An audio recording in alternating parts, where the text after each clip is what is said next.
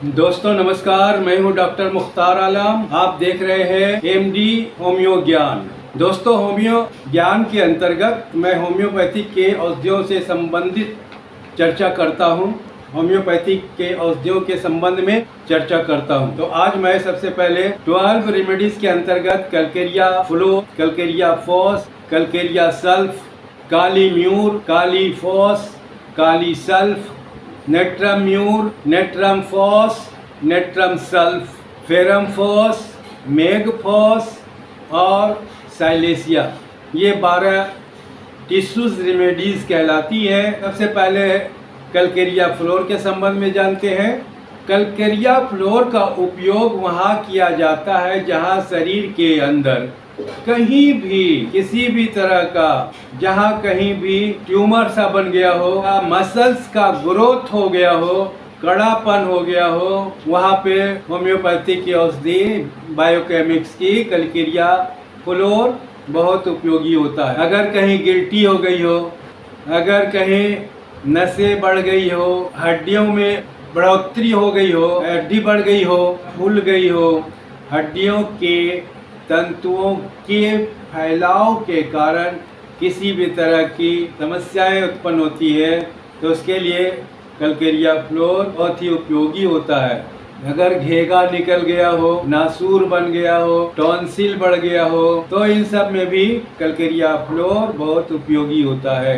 शरीर के अंदर जहाँ कहीं भी किसी प्रकार का कड़ापन हो गया हो, गिल्टी निकल गया हो, नसें बढ़ गई हो या फूल गई हो, हड्डियों की तंतुओं में फैलाव हो गया हो, बवासीर के मस्से बढ़ गए हो, तो उसमें भी कलकेरिया फ्लोर बहुत ही उपयोगी होता है।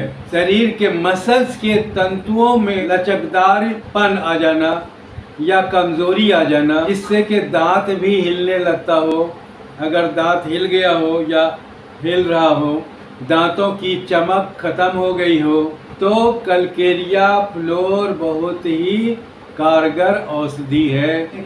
6x पोटेंसी में इसकी 4 गोली सुबह, दोपहर, शाम में 4-4 गोली करके खाने से बहुत लाभ होता है। यदि महिलाओं की गर्भाशय में ढीलापन आ गया हो, कमजोरी आ गई हो, अधिक मात्रा में रक्त का स्राव होता हो, तो हेमामेलिस, सीकल कोर, क्रियोजोट में 30 पोटेंसी में, साथ ही साथ कलकेरिया फ्लोर 6x 4 गोली सुबह, 4 गोली दोपहर, 4 गोली शाम में देने से लाभ होता है। इसे गर्म पानी में लेने से और भी ज़्यादा फायदा होता है। दूसरा है कलकेरिया फॉस। यह खास तौर से हड्डियों को बनाता है, मजबूत करता है। इसका उपयोग बच्चों के शारीरिक और मानसिक विकास के लिए किया जाता है। यदि बच्चों की शारीरिक और मानसिक विकास अवरुद्ध हो गई हो, रुक गई हो, तो उसमें कलकेरिया फॉस 3 गोली सुबह, गोली दोपहर, 3 गोली शाम में खिलाने से, छोटी छोटी पिल्स होती है, उन छोटी छोटी पिल्स को खिलाने से बच्चों में जो कमज़ोरी होती है, शारीरिक और मानसिक कमज़ोरी, और दांत निकलने में भी अगर छोटे बच्चे को तकलीफ़ होती है, उस अवस्था में भी कलकेरिया फॉस खिलाई जाती है। अगर सिर से बहुत ज़्यादा पसीना होता हो, अगर फ्रंटल हेड, ऊपर का सिर के बीच में अगर फुलापन महसूस होता हो, बहुत ज़्यादा फुलफुलाहट, लचक, नरमपन उसमें हो, तो उसके लिए भी कलकेरिया फॉस बहुत ही उपयोगी होता है। हड्डी मजबूत नहीं हो, पाचन क्रिया में भी कमज़ोरी आ गई हो, तो कलकेरिया फॉस बहुत ही कारगर होती है।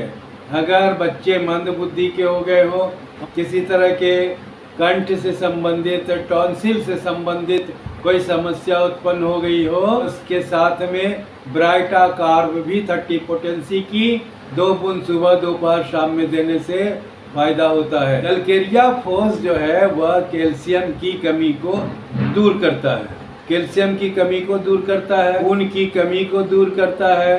हाथ, पाँव और चेहरे में अगर झाले पड़ती हो, तो उसके लिए भी ये बहुत ही कारगर होता है।